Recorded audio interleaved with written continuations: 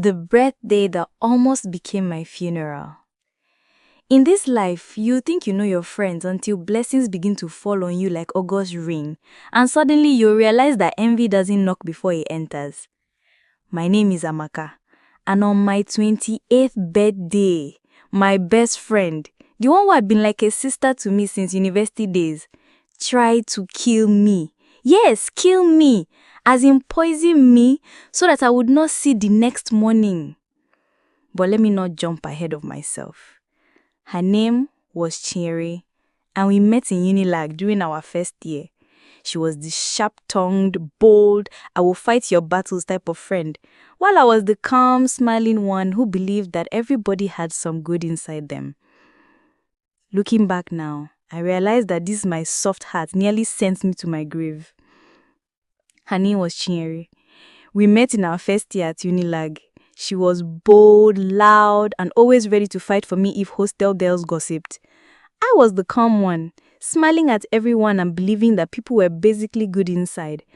My mother always warned me, Amaka, shine your eyes. Not every friend that laughs with you is happy for you.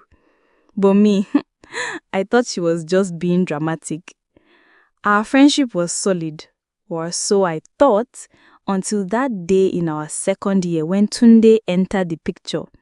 Tunde was tall, dark, with a well-kept beard and this quiet confidence that made you want to know what was in his mind. One afternoon, he went to Chinyere and told her, I like you, and I want to take you out. She didn't even smile. She just said, please shift, I don't do broke boys. That time, Tunde was still managing himself. 2 jeans in rotation and 1 black backpack that looked like he had been through war. A few weeks later, Tunde came to me. Amaka, I've been watching you, he said, and I like your spirit. I want to know you better. I felt awkward. I knew he had asked Chinyere first, so I told her immediately, babe, this Tunde guy came to meet me. I know he spoke to you before, so I wanted to be sure you are fine with it. She waved her hand like she was chasing flies. I beg, Amaka, go for it. I don't even like the guy. I was just helping you test his level. You know me, I can't be wasting time with someone that is just managing life. That was how I entered the relationship without knowing I had planted a seed of bitterness in her heart. Tunde was a program developer. I didn't even fully understand what that meant at the time. He was always with his laptop pressing code, talking about software architecture and API integration like he was English. But that boy had a vision. He told me one day, Amaka, just give me a few years.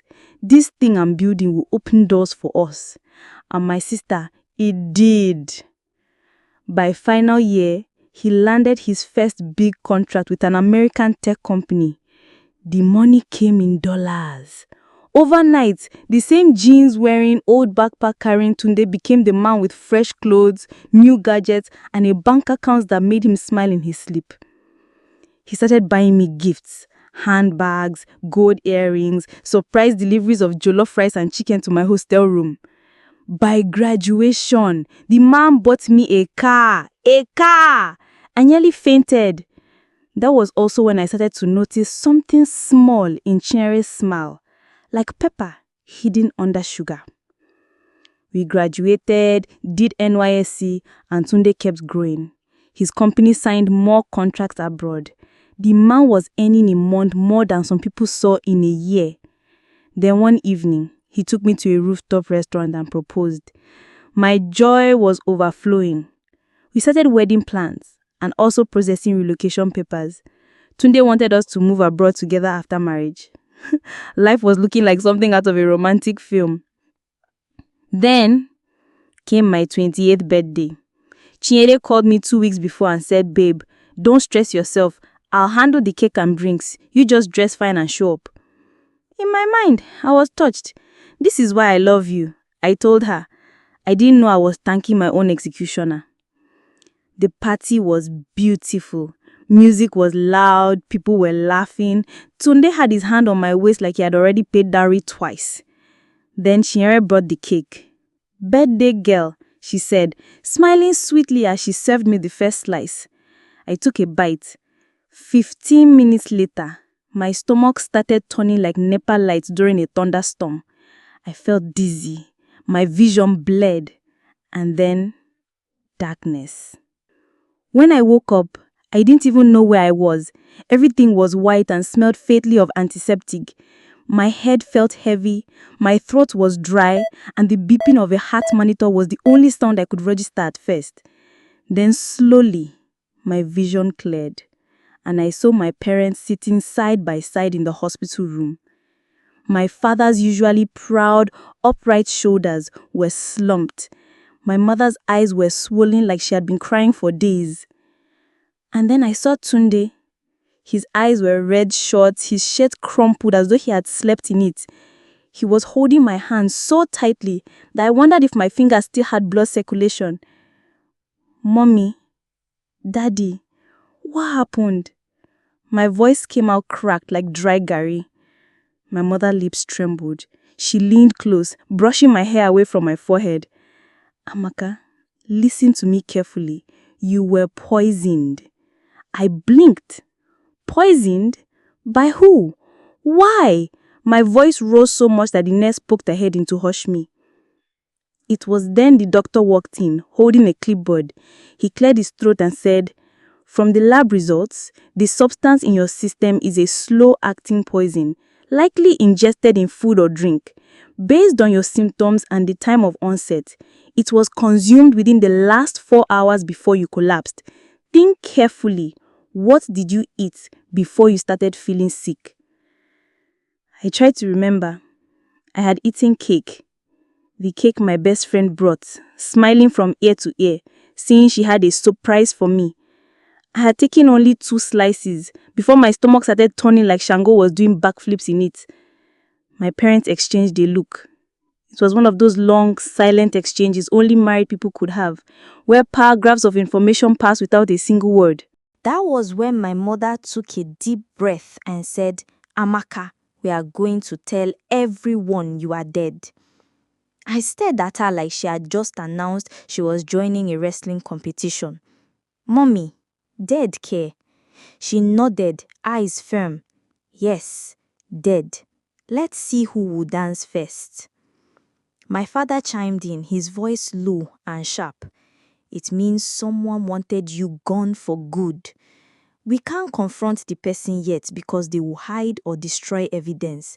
But if we let the news spread that you are dead, the real culprit will show themselves, one way or another." The doctor, instead of looking shocked, actually adjusted his glasses and said, "It's risky, but it might work. If the suspect believes their plan succeeded, they might relax, brag, or even slip up." I lay back, my mind spinning. Part of me was terrified, part of me wanted to cry, and part of me, God forgive me, was curious to see who will celebrate my death like a Black Friday discount. We kept the truth to ourselves. Only my family and 2 trusted friends knew I was still breathing. It was like living in a secret world where I could watch my own funeral play out. By that evening, WhatsApp was buzzing like a beehive with "Rest in peace Amaka" messages.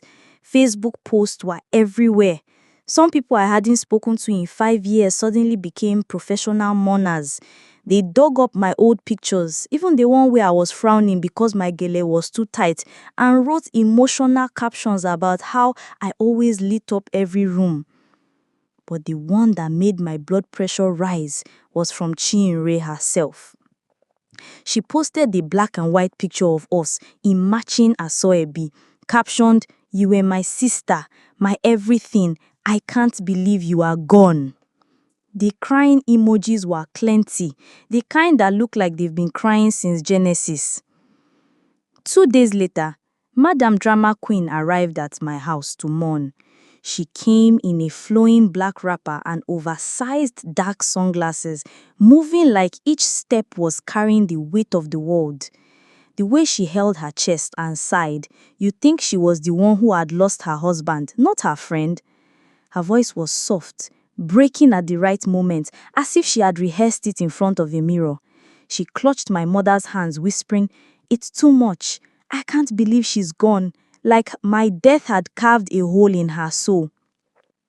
Her eyes were hidden, but her trembling lips and dramatic pauses almost made everyone believe she was the most innocent, heartbroken person in the room. If I hadn't known the truth, I might have believed her too. Ada, my cousin, was just quietly observing, catching every overheard sigh and carefully timed sob. But Madam Drama Queen wasn't done. In the middle of all the wailing, she suddenly clutched her chest and collapsed to the floor, fainting as if the very air had betrayed her. Neighbors rushed to fan her, sprinkle water on her face, and lift her head onto a pillow. She came to with a gasp, looking around like she had just returned from visiting heaven, only to faint again, this time with even more flair. It took 2 people to revive her the second time, and she insisted she just needed a moment alone. Slowly, she began climbing the stairs towards my room, the room she had been in countless times before, since she was supposedly my best friend who visited often. What she didn't know was that we had been expecting this.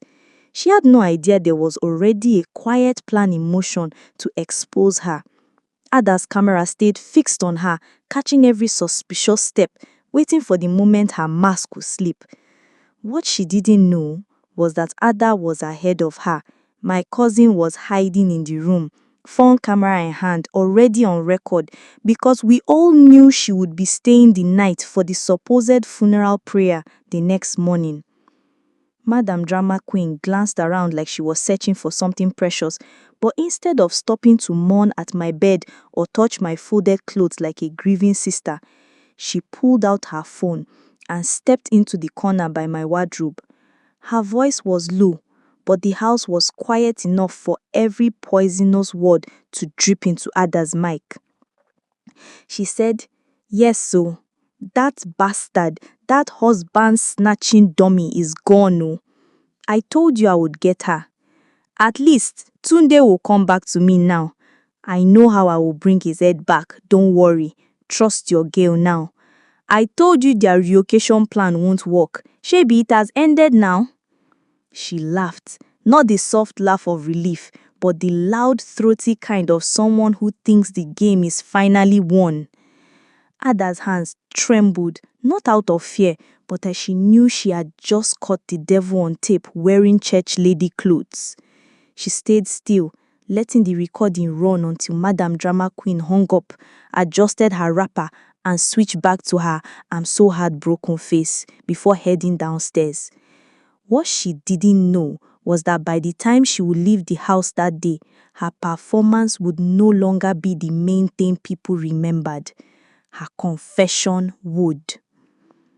Ada's hand shook as she sent the recording to my brother.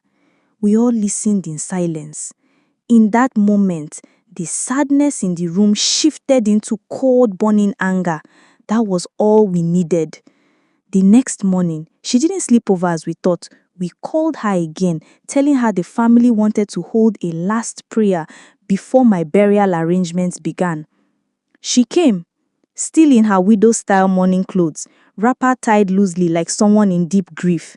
She barely had time to sit down before Tunde stepped into the room from the backyard.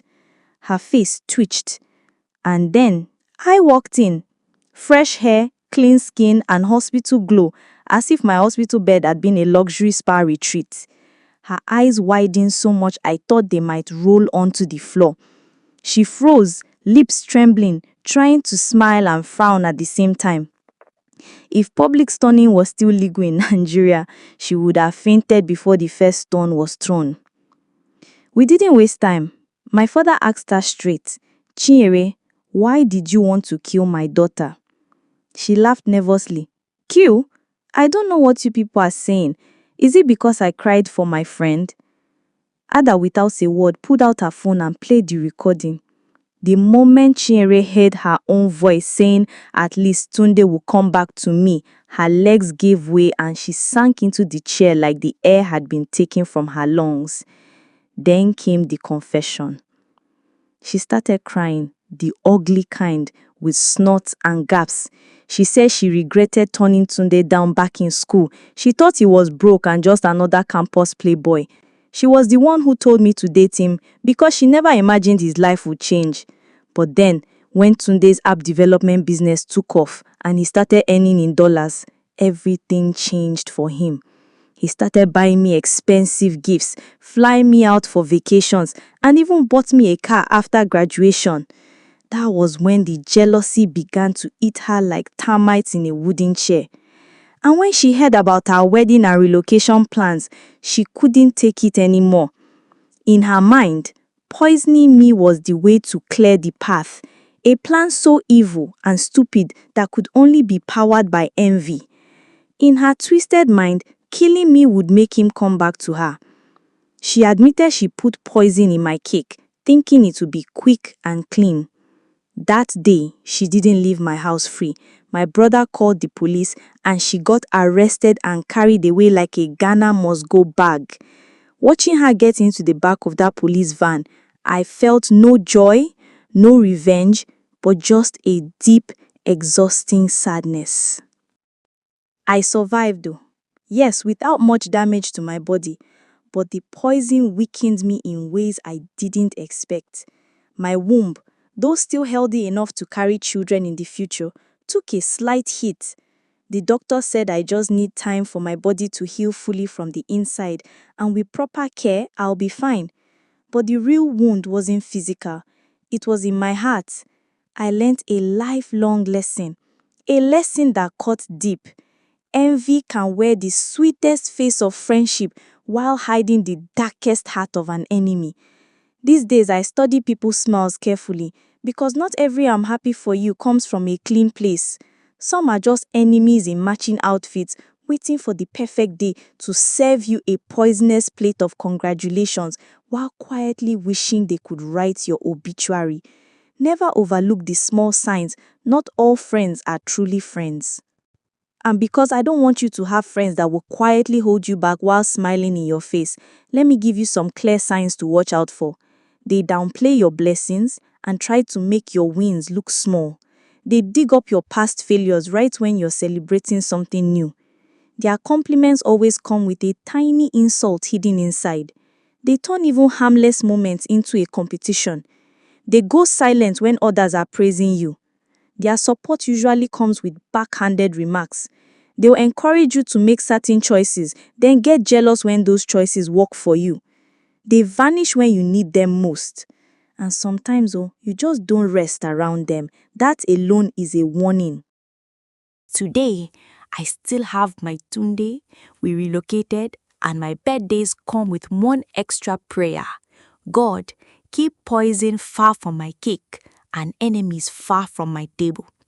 So shine your eyes, because sometimes the loudest "I'm happy for you" comes from the quietest snake in the grass. So now, I want to hear from you. Have you ever had an experience that taught you a hard lesson about friendship? Share your story in the comment section so others can learn from it. And be honest with yourself. What kind of friend are you? The one who lifts others up, or the one who secretly pulls them down? Choose to be a good friend, because the world already has enough bad ones. And don't forget to subscribe for more real-life stories and lessons you won't hear anywhere else.